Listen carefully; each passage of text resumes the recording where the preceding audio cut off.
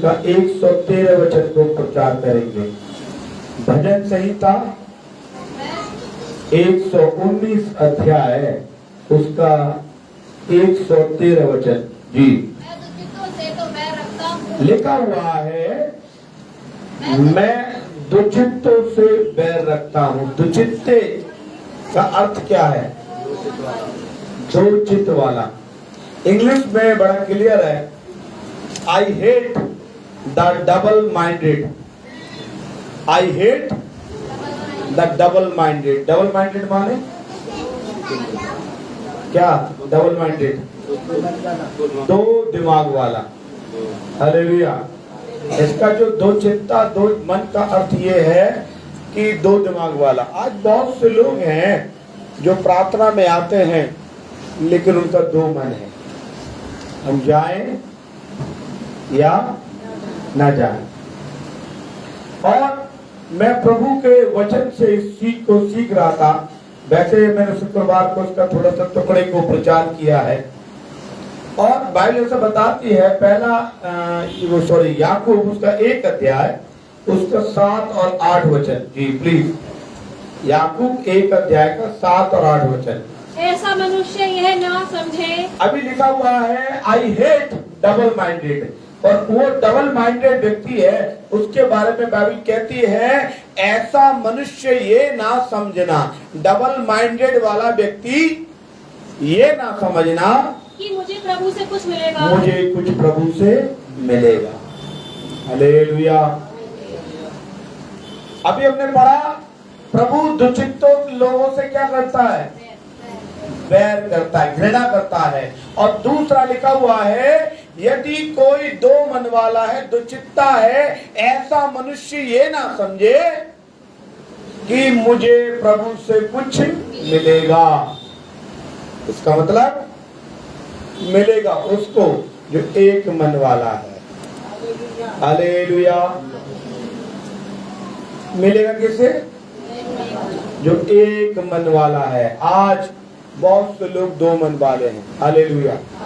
और दो मन वाला व्यक्ति मझधार में फंसा हुआ है। क्या लिखा पढ़ेंगे बेटा? वह व्यक्ति दुचित्ता है। वह व्यक्ति दुचित्ता है और अपनी सारी बातों में चंचल है। और तीन भाई बस ये क्या है? दुचित्ता व्यक्ति को परमेश्वर कह रहा है, आगे उसका पढ़ेंगे प्रेज़ द लॉर्ड। उसका जो हमने पढ़ा था 6 वचन पढ़े, 5 और 6। पर यदि तुम में से किसी को बुद्धि की घटी हो तो परमेश्वर से मांगो, जो बिना उलाहना दिए सबको उदारता से देता है जी, और सबको दी जाएगी। पर विश्वास से मांगो और कुछ संदेह न करो, क्योंकि संदेह करने वाला समुद्र की लहरों के समान है जो हवा से बहती है। दुचित्ता व्यक्ति कैसा है? लहरों के समान है, ऊपर उछलता भी बहुत है और जल्दी से गिरता भी है। समुद्र की लहरों को अगर आपने कभी गौर किया हो, वो कभी स्टेबल नहीं रहती, स्थिर नहीं रहती। वो जल्दी से उठती है और जल्दी से गिर जाती है। ऐसा नहीं है उठ के थोड़ा देर खड़ी रहेगी, नहीं। बाइबल ऐसा बताती है कि मैं डबल माइंडेड दुचित्ते व्यक्ति से घृणा करता हूँ। हालेलुया। एक मैं आपको स्टोरी बाइबल से बताता हूँ। बुक ऑफ एक्ट, प्रेरितों के काम उसका 20 अध्याय उसका 7 वचन से लेकर 12 तक हम पढ़ेंगे। प्रेरितों के काम उसका 20 अध्याय निकालें। प्रेरितों के काम उसका 20 अध्याय और उसका 7 वचन से हम पढ़ेंगे। यहाँ इस प्रकार लिखा हुआ जी, सप्ताह के पहले दिन। कौन से दिन? सप्ताह के पहले दिन, फर्स्ट डे। लिखा हुआ है हम रोटी तोड़ने के लिए इकट्ठा हुए। इसका मतलब बाइबल बताती है नए नियम की कलीसिया सप्ताह के पहले दिन। हालेलुया। बहुत लोग कंफ्यूजन है आज भी मसीह समाज कि हम 7वें दिन यानी कि सब्त के दिन आराधना करें या पहले दिन करें। लेकिन बाइबल बताती है क्योंकि हम विश्वासी मंडली हैं, क्योंकि हम विश्वासी हैं और विश्वासी लोग सप्ताह के पहले दिन नए नियम में करते थे और हम लोग न्यू टेस्टामेंट के लोग हैं। Hallelujah, hallelujah. अब ज्यूस नहीं है, अब यहूदी नहीं है। कोई इनमें से, आप में से कोई यहूदी है? हम विश्वासी हैं। और विश्वासी लोगों के विषय में ऐसा लिखा हुआ है, वो सप्ताह के पहले दिन इकट्ठा होते थे। बहुत सी बेटे, बहुत सी बेटियां, बहुत से भाई बहनें, बुजुर्ग मुझसे कई बार पूछ चुके हैं, पास्टर जी किस दिन आराधना करना चाहिए? क्योंकि आज बहुत से अलग डॉक्ट्रिन्स के लोग निकले हुए हैं जो कहते हैं आप शनिवार को आराधना करो, कोई कहता है मंगलवार को आराधना करो। मैं तो कहता हूँ रोज करो। हालेलुया। क्योंकि वचन में लिखा हुआ है न्यू टेस्टामेंट के अंदर वो प्रतिदिन रोटी तोड़ते थे। लेकिन जब ज्यादा लोग होने लगे, कलीसिया बढ़ने लगी, तो उन्होंने एक दिन नियुक्त किया। वो दिन कौन सा था? सप्ताह का पहला दिन, इट मीन संडे। जी आगे बढ़े। सप्ताह के पहले दिन हाँ, जब हम रोटी तोड़ने के लिए इकट्ठा हुए, सप्ताह के पहले दिन वो रोटी तोड़ते थे, इट मीन प्रभु भोज लेते थे। सप्ताह के पहले दिन प्रभु भोज लेते थे। और दिन आराधना करते होंगे, लेकिन जो प्रभु भोज लेने का दिन, ये बाइबल बताती है सप्ताह के पहले दिन वो प्रभु भोज लेते थे। और उसने जो दूसरे दिन चले जाने पर था, जी, उनसे बातें की जी। और आधी रात तक बातें करता। पौलुस कब तक बातें कर रहा है? मुझे नहीं मालूम टाइमिंग, शुरुआत का टाइम नहीं लिखा हुआ बाइबल बताती है, लेकिन उसका अंत का समय लिखा है। पौलुस आधी रात तक बातचीत करता रहा। अभी संडे का भी चर्च थोड़ा सा लिमिट हो गया है, 1 घंटा, कहीं 1.5 घंटा, कहीं 2 घंटा, कहीं 3 घंटा। कई लोग बड़ा परेशान है, और इतना लंबा प्रार्थना क्यों करते हो भाई? आपको मालूम है, एक कहानी आपको बता रहा हूं। एक लड़का ऑटो में जा रहा था, ऑटो में जाते जाते वो धड़ाम से गिर गया। लोगों ने उसे उठाया, पट्टी बांधी। क्या हुआ? तो उसने बोला भाई रात को सो नहीं पाते। उसने बोला क्या बात है कि सो उठ के जल्दी काम पे भागना है, रात में सो क्यों नहीं पाते? क्या हमारा मोबाइल 1 बजे तक ऑन रहता है। हालेलुया।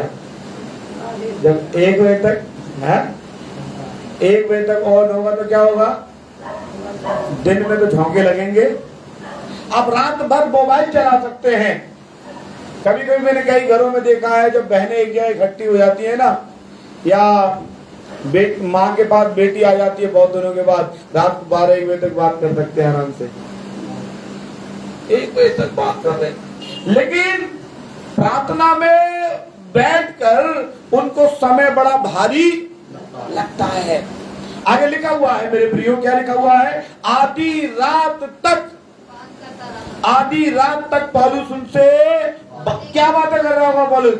और बता भाई तेरे बेटे ने क्या कर लिया, और मकान बनाया नहीं बनाया है, तुम्हें बढ़िया बिरयानी बनानी आ गई, आहा वहां के तो नाहरी बड़ी अच्छी है, ऐसे बातें कर रहा होगा पौलुस। पौलुस क्या बातें कर रहा है? भगवान पर बात कर रहा है क्या?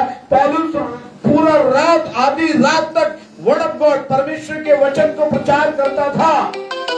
आधी रात तक वो प्रचार करता था, आधी रात तक। Hallelujah, hallelujah. आधी रात प्रचार में लगा हुआ है। और उस क्या बातें कर रहा है उससे? संसार की या आत्मिक? मरियम यीशु के चरणों पर बैठी हुई है और कलाम बताता है, ऐसा लिखा हुआ है कि मरियम, लूका 10:39 में लिखा हुआ है, मरियम उससे बैठकर बतिया रही थी। मार्था कह रही थी प्रभु देखिए बतिया रही थी, बतिया रही है। मरियम क्या बातें कर रही होगी उससे? प्रभु मेरी शादी कब होगा, प्रभु मेरे बच्चे कब होगा, प्रभु मेरी सास से नहीं बनती, प्रभु मेरे मकान कब बने। प्रभु क्या बातें कर रही होगी? ऐसी बातें कर रही है कि यीशु ने कहा, यीशु ने क्या कहा कि वो बातें कर रही है जो आत्मा की बातें हैं। मरियम से कह रही ये बातें ऐसी कर रही है कि उससे ब्लेसिंग छीनी नहीं जाएगी। लूका 10:39-40 पढ़ना जल्दी। मरियम नामक उसकी बहन थी, मरियम नामक उसकी बहन थी, वो प्रभु के चरणों में वो प्रभु के चरणों में बैठी हुई है मेरे प्रियो जी।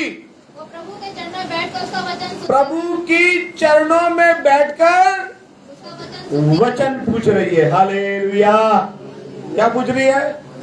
वचन। आगे बढ़े। परंतु मार्था सेवा करते करते घबरा, हाँ, सेवा करने वाले परेशान हो गए, चरणों में बैठने वाला कभी परेशान नहीं होता। आज बहुत से पास्टर्स, और मैंने 10 गांव प्रचार किया, 50 गांव किया, इतना किया, इतना किया, इतना किया, लेकिन वो सेवा करते करते परेशान है। लेकिन बहुत से लोग यीशु के चरणों में बैठे रहते हैं। जो चरणों में बैठा रहेगा वो कभी परेशान नहीं होगा। हालेलुया। जो भागता रहेगा वो सोच रहा है आज 5 घरों में जाकर इबादत करूंगा, 500 तो मिलेंगे पक्का। भागता रहे। चरणों में बैठने वाले लोग प्रभु को पसंद है, भागने वाले ज्यादा पसंद नहीं है। आगे बढ़ो बेटा जी। परंतु मार्था सेवा करते करते घबरा, मार्था सेवा करते करते घबरा गई। भागने वाले घबरा रहे। आगे बढ़े जी। और उसके पास आकर कहने लगे, और उसके पास आके कहने लगे, हे प्रभु, क्या तुझे कुछ भी तुझे मेरी कुछ भी चिंता नहीं। मैं कितना भाग रही हूँ। बहुत से लोग कह रहे हैं मैं भाग रहा हूँ, 25 साल हो गया सेवकाई करते करते भाग रहा हूँ, मैं कई चर्चिस भाग चुका हूँ, कभी उस वाले चर्च गया, कभी उस वाले चर्च गया, कभी उस वाले चर्च गया, कभी साउथ के चर्च में गया, कभी सरदने के चर्च में गया, लेकिन चर्च भाग रहा हूँ। ओ आगे कह रहा है मैं भाग रही हूँ। मार्था कह रही है। हाँ आगे बढ़े। क्या तुझे कोई चिंता नहीं? मेरी चिंता नहीं प्रभु, ने कितना चर्चिस में भागी हूँ मैं। हाँ, कि मेरी बहन ने मुझे सेवा करने के मेरी बहन ने सेवा करने के लिए मुझे अकेला छोड़ दिया है। हालेलुया। लोग सोच रहे हैं हम सेवकाई अकेले कर रहे हैं और मेरे मुकाबले तो कोई अलीगढ़ में करने वाला नहीं। नहीं भाई, जो चरणों में बैठा है वो तुझसे बड़ी सेवा कर रहा है। हालेलुया। आगे बढ़े। इसलिए उससे कहे कि मेरी सहायता करे। उससे कह कि चरणों में बैठना छोड़कर मेरे साथ सेवकाई करे। पढ़े। प्रभु ने उसे उत्तर दिया, प्रभु ने उत्तर दिया, मार्था है मार्था, हे मार्था, तू बहुत बातों की चिंता करती है घबराती है, और घबराती है। परंतु एक बात आवश्यक एक बात बहुत जरूरी है, एक बात बहुत जरूरी है। वो क्या जरूरी है? यीशु के चरणों में बैठना। जरूरी क्या है? यीशु के चरणों में बैठना ही जरूरी है, और कुछ भी जरूरी संसार में नहीं है। आगे बढ़े जी। परंतु एक बात आवश्यक है, एक बात जरूरी है जी, आवश्यक है। और उस उत्तम भाग को मर्यादा के उत्तम लिए भाग क्या है? चरणों में समय बिताना। बोलिए, चरणों में, समय बिताना, चरणों में समय बिताना उत्तम भाग है। और जब आप ये उत्तम भाग को आपने चुना है तो खुदा की ब्लेसिंग्स, आसमान की बरकत आपसे कोई छीन नहीं सकता। हालेलुया। आप आसमान की बरकत चाहते हैं, चरणों में बैठना शुरू कर दीजिए। ठीक है, तो वचन में लिखा हुआ है, पौलुस के पास आ जाए बुक ऑफ एक्ट 20 अध्याय 7 वचन में कि ऐसा लिखा हुआ है, सप्ताह के पहले दिन जब हम रोटी तोड़ने के लिए इकट्ठे हुए, पौलुस जो दूसरे दिन चले जाने पर था उनसे बातें की, आधी रात तक वो बातें करता रहा।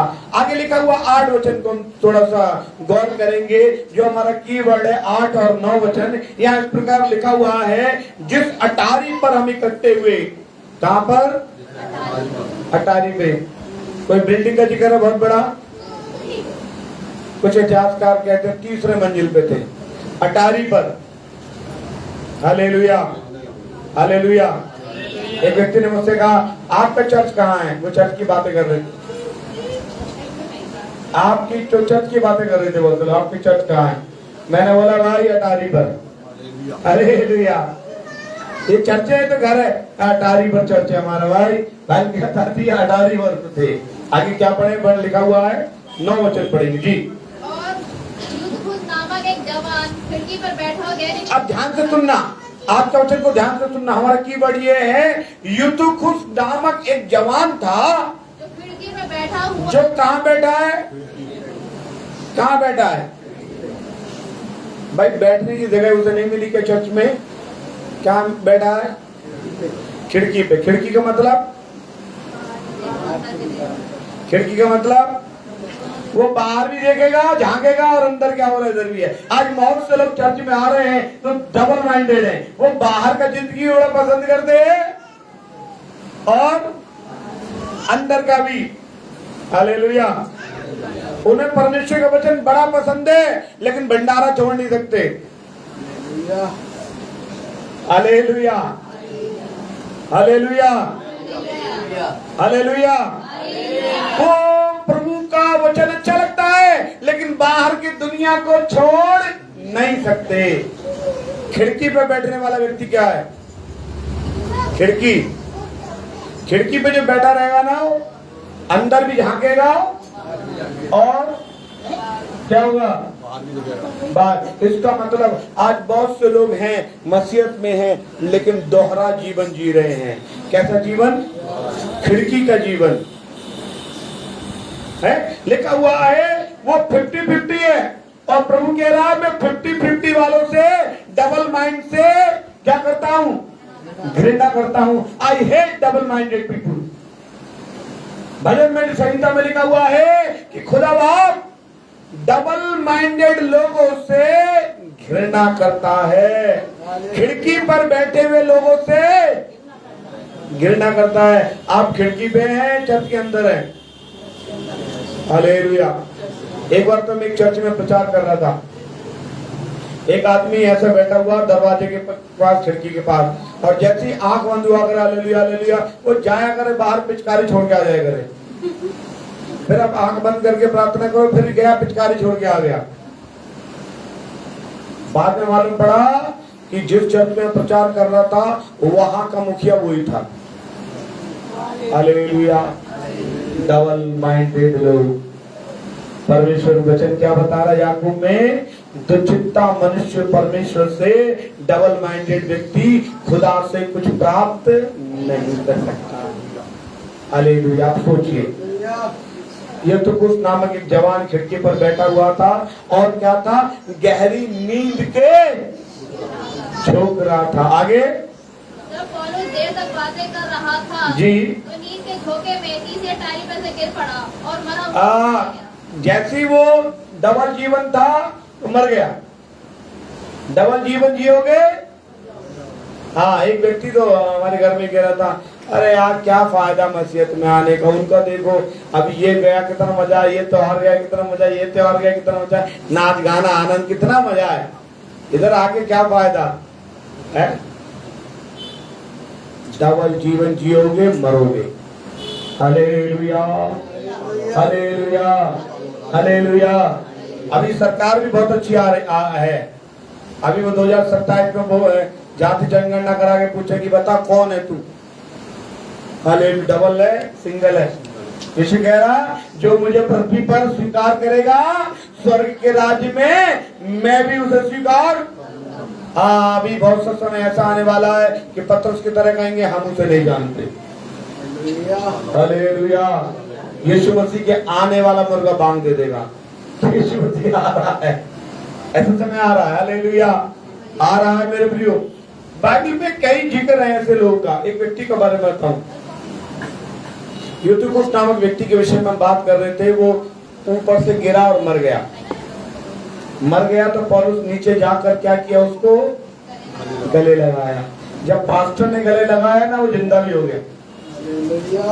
इसका मतलब मैं ये नहीं कह रहा पास्टर के गले पड़ना, यीशु के चरणों में पड़ना जिंदा हो गए। Hallelujah, hallelujah. हाँ, लेकिन ये दिखा रहा है कि पास्टर के समीपता में है। तो गले लगने का अर्थ क्या है? वो समीप गया तभी वो जिंदा हो गया। खिड़की पे बैठा था तो लुढ़क गया, मर गया। डबल जीवन आदमी को बर्बाद करेगा। एक व्यक्ति प्रार्थना में आया, प्रार्थना करके क्या बोल रहा है? हे प्रभु, ऐसा बोला। लूका 18 अध्याय 10 वचन से लिखा हुआ है, मैं प्रार्थना 2 बार महीने में दशमांश देता हूँ, 2 बार उपवास रखता हूँ, दशमांश देता हूँ, प्रार्थना करता हूँ, ऐसा करता हूँ, वैसा करता हूँ, इस व्यक्ति के समान नहीं हूँ। इसका अर्थ ये है प्रार्थना में तो आया है लेकिन दूसरों को जज कर रहा है। प्रार्थना में बैठकर क्या कर रहा है? न्याय कर रहा है। इसके समान थोड़ी नहीं हूँ। मैं तो दशमांश देता हूँ, मैं तो उपवास रखता हूँ, मैं तो चर्च आता हूँ, मैं तो सब कुछ करता हूँ। ये प्रभु कह रहा हुआ आके चर्च में दो तरह की बातें कर रहा है।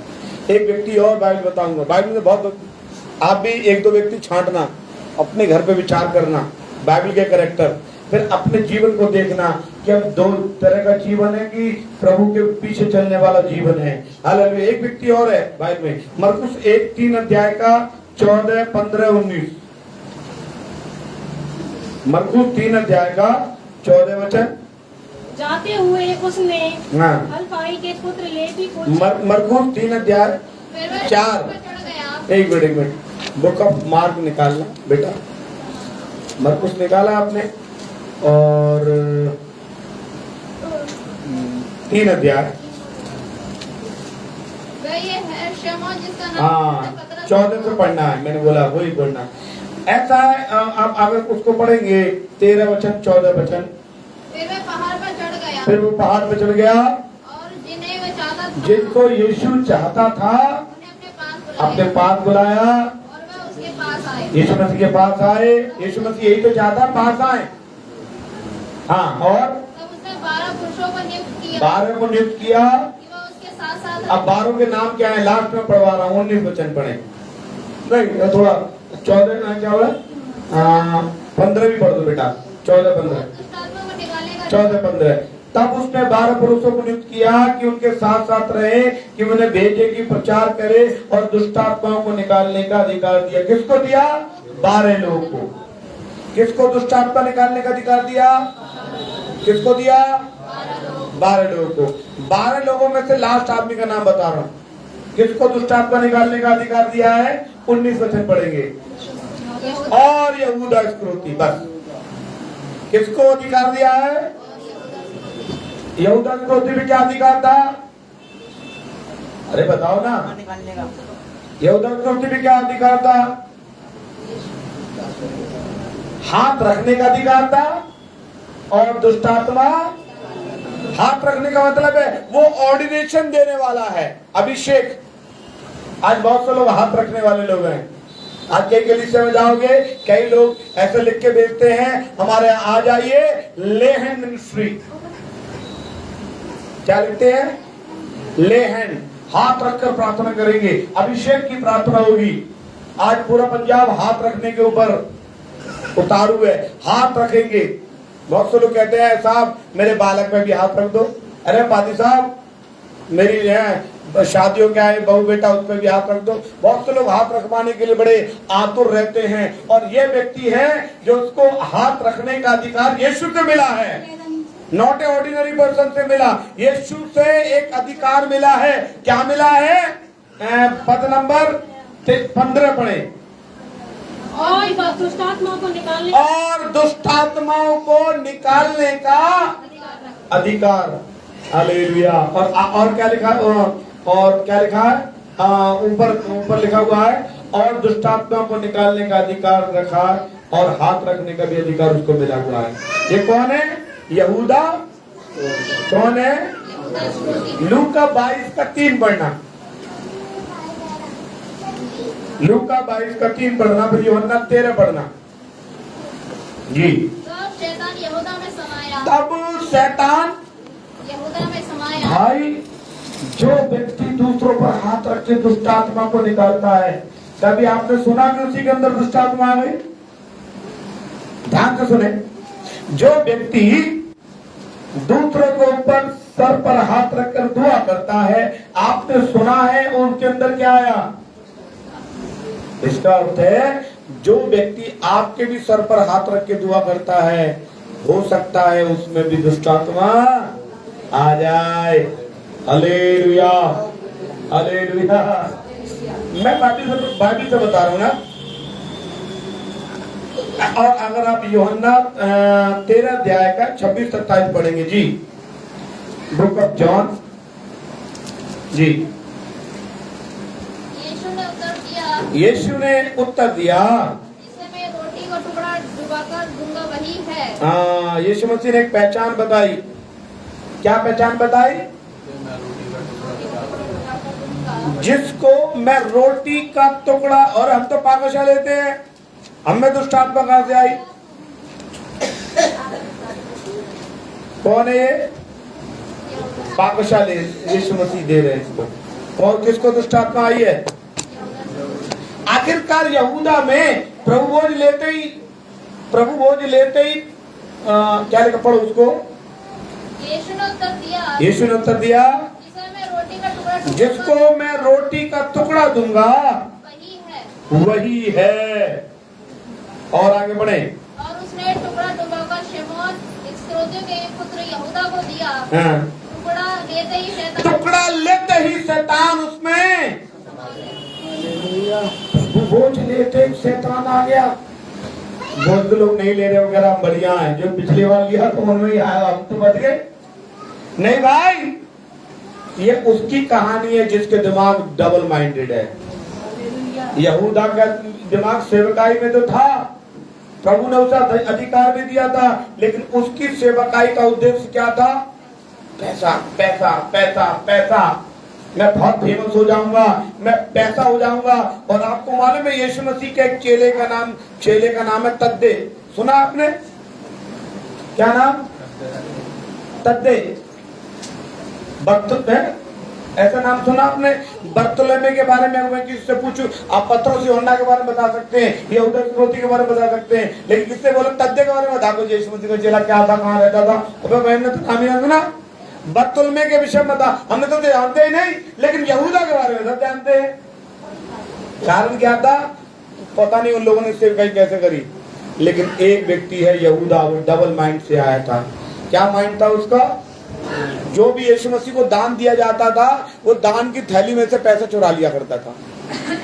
डबल माइंड है नहीं है? बाइबल ऐसे बताती है कि तुम धन